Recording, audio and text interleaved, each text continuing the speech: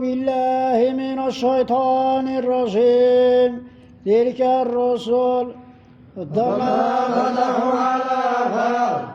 منهم من كلم الله ورفع لهم درجات وآتينا عيسى ابن مريم البينات وأيدناه بروح القدس ولو شاء الله ما اقتتل الذين من بعد ما جاءتهم البينات ولكن اختلفوا فمنهم من آمن ومنهم من كفر ولو شاء الله ما اقتتلوا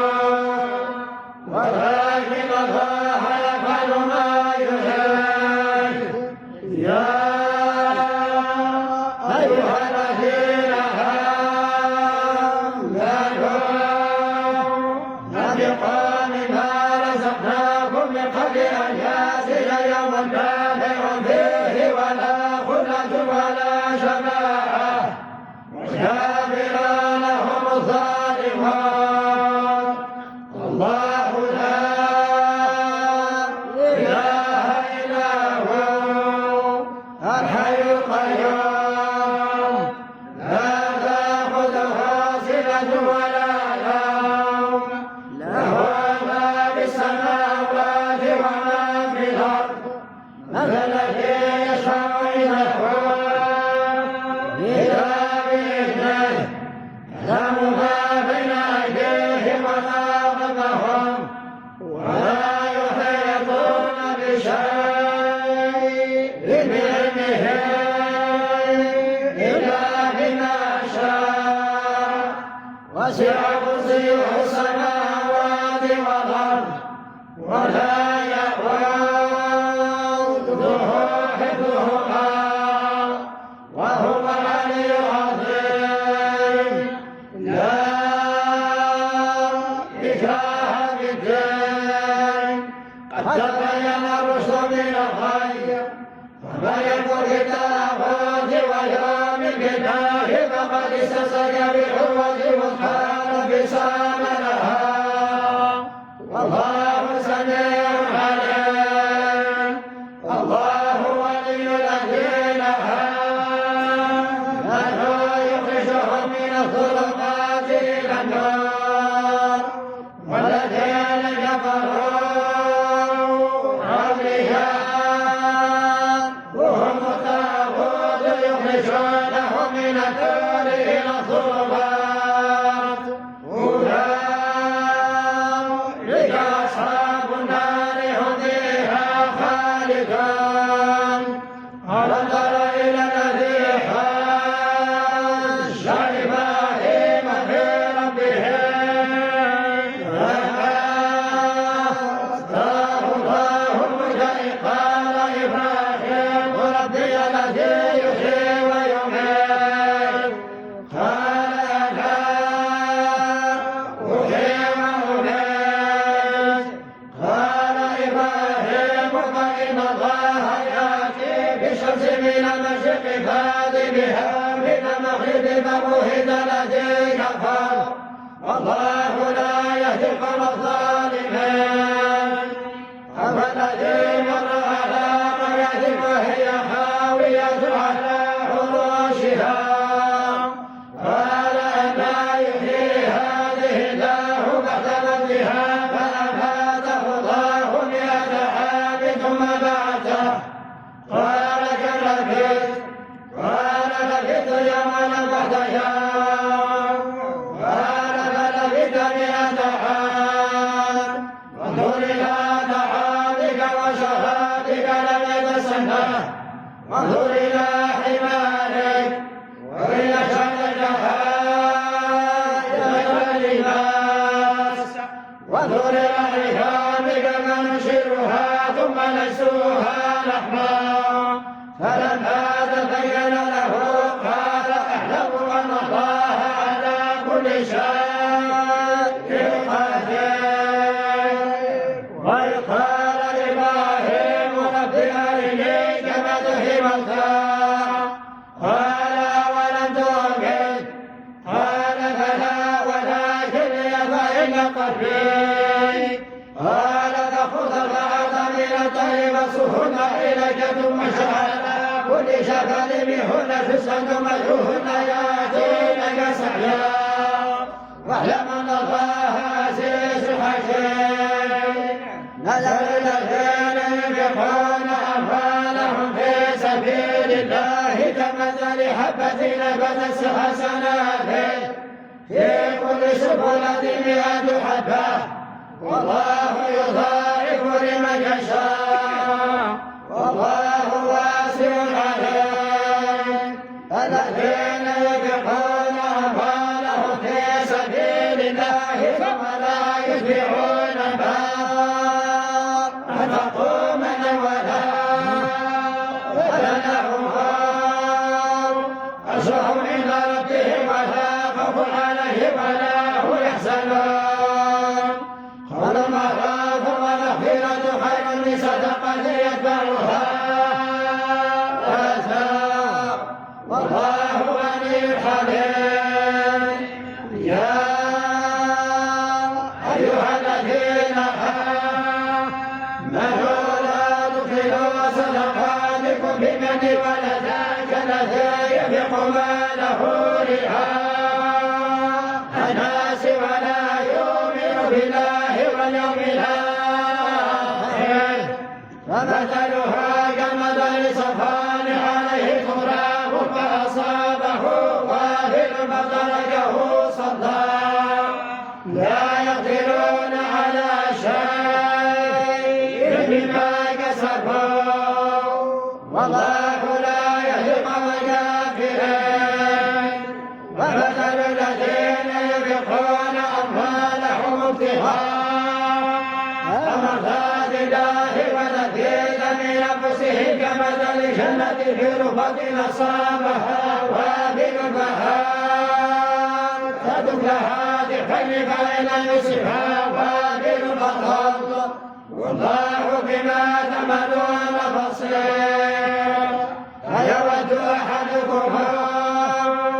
أن تكون له جنة من نخيل وأعناب تجري تحتها الأنهار له فيها بكل ثمرات وأصابه الكبر وله ذرية ضعفاء فأصابها إعصار فيه نار فاحترقت كذلك يبين الله لكم الآيات لعلكم تتفكرون يا أيها الذين آمنوا أنفقوا من طيبات ما كسبتم ومما أخرجنا لكم من الأرض ولا تيمموا الخبيث منه تنفقون ولستم بها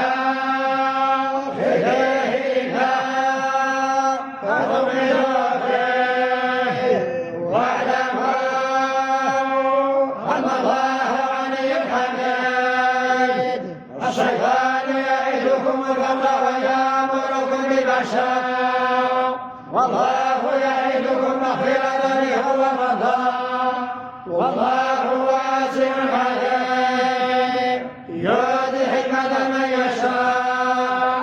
ومن يؤت الحكمة فقد أوتي خيرا كثيرا وما يذكر إلا أولو الألباب وما أنفقتم من نفقة أو نذرتم من نذر فإن الله يعلمه وما للظالمين من أنصار إن تبدوا الصدقات فنعما هي وإن تخفوها وتؤتوها الفقراء فهو خير لكم ونكفر عنكم من سيئاتكم والله بما تعملون خبير ليس عليك هداهم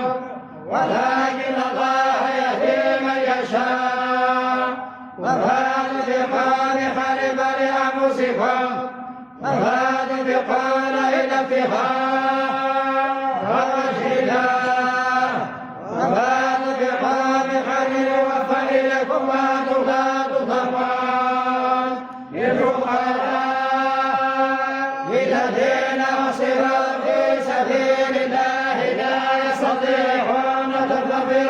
يحسبهم شاهد أغنياء لم يتعفف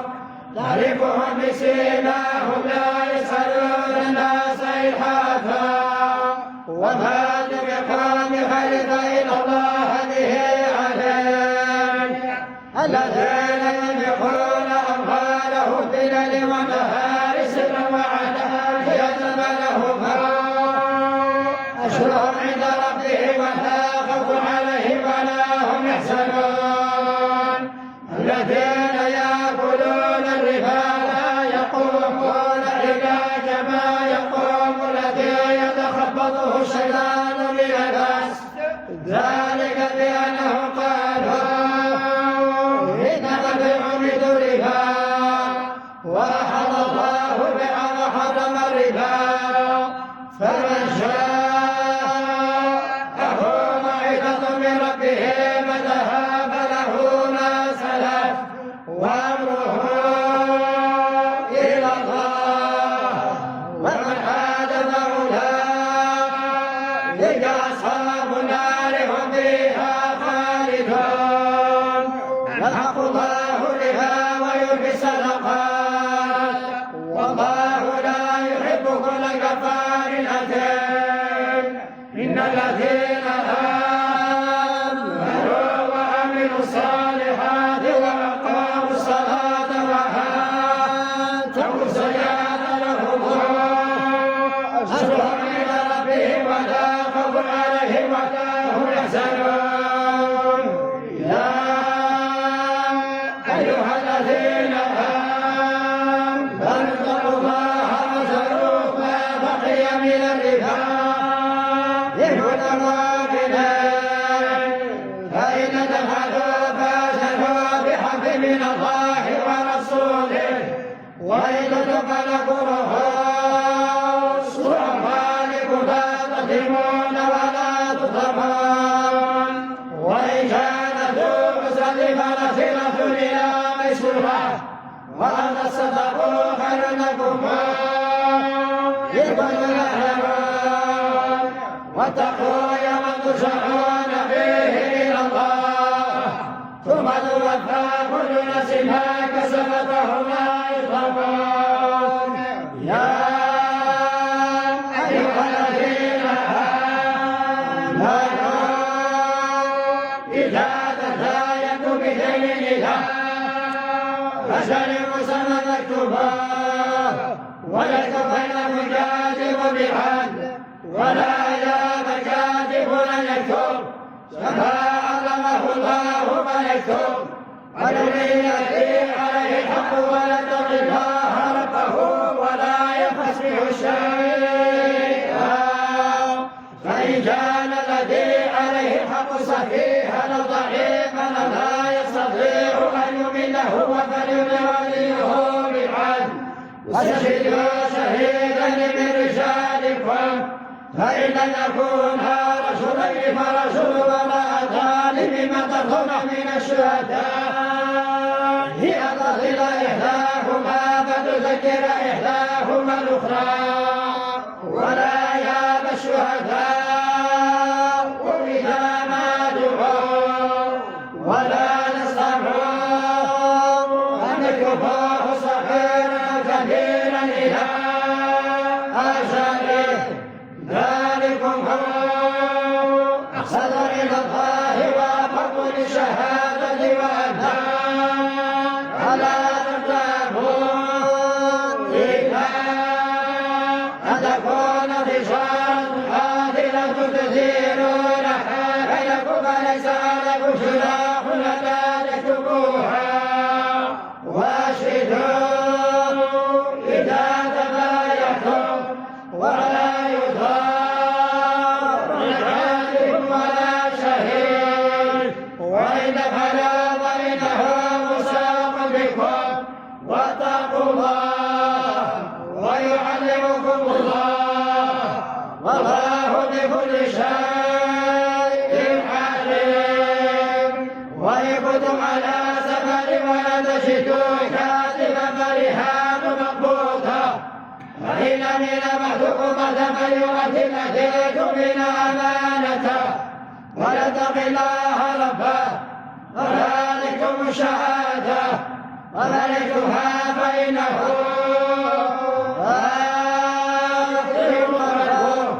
والله بما تعملون عليم. لله ما في السماوات وما في الأرض ويبدو ما في أنفسكم وتخفوه يحاسب به الله ويغفر لمن يشاء ويعذب من يشاء والله على كل شيء قدير. آمن الرسول بما أنزل إليه من ربه والمؤمنون كل آمن بالله وملائكته وكتبه ورسله لا نفرق بين أحد من رسله فقالوا سمعنا وأطعنا غفرانك ربنا وإليك المصير. لا يكلف الله نفسا إلا وسعها لها ما كسبت وعليها ما اكتسبت ربنا لا تؤاخذنا إن نسينا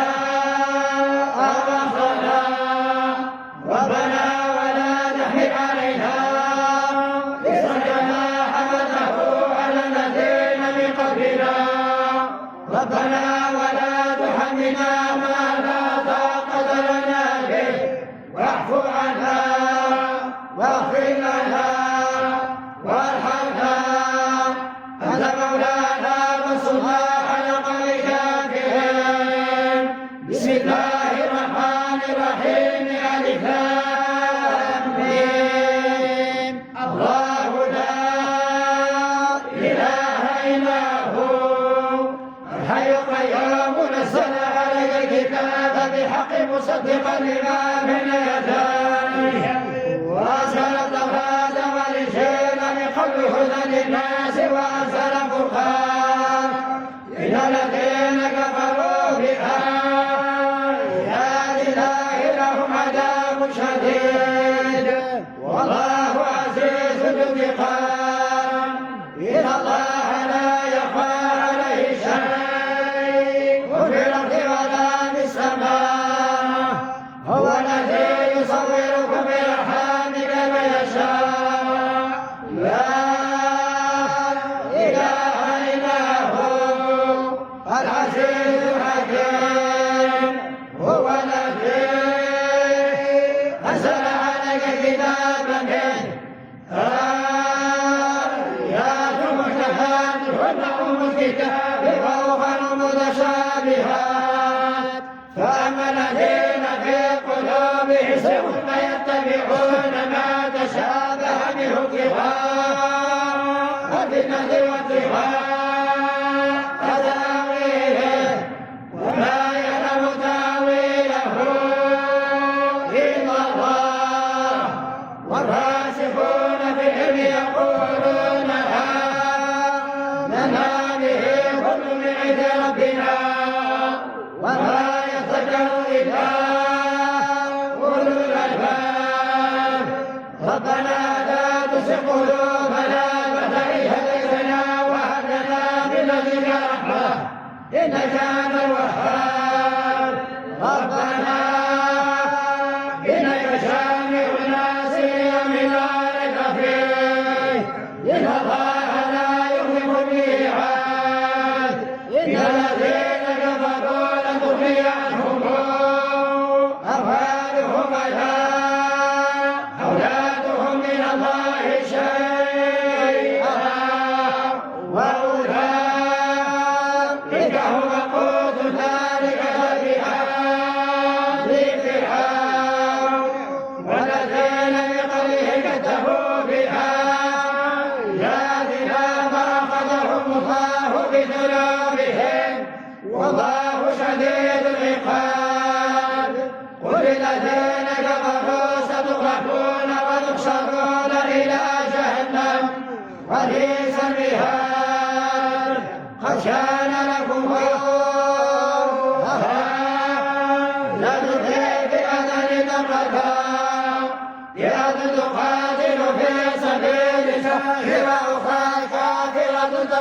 يأتيكم مثله العين والله يؤيد بنصره من يشاء إن في ذلك لعبرة لأولي الأبصار زين للناس حب الشهوات من النساء والبنين والقناطير المقنطرة من الذهب والفضة والخيل المسومة والأنعام والحرث ذلك متاع الحياة